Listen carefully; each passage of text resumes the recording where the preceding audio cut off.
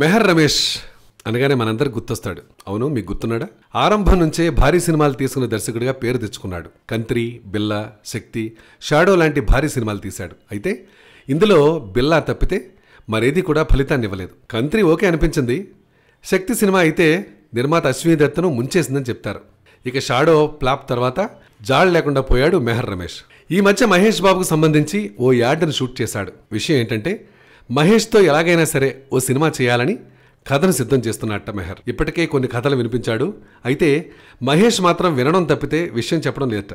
అయితే ఎలాగైనా మహేష్ను ఒప్పించి మళ్ళీ గ్రాండ్గా రీఎంట్రీ ఇవ్వాలని చూస్తున్నాడు మెహర్ రమేష్. అయితే మహేష్ మాత్రం ఇప్పుడు చాలా బిజీ. మురుగుదాస్ తర్వాత కొరటాల, త్రివిక్రమ్, సుకుమార్ ఇలా పెద్ద లైన్ ఉంది. మరి ఇలాంటి నేపథ్యంలో మన మెహర్ రమేష్తో మహేష్ బాబు రిస్క్ చేస్తాడా అన్నది డౌటే సుమి. Please subscribe. Hi, it's me Purna. Please subscribe.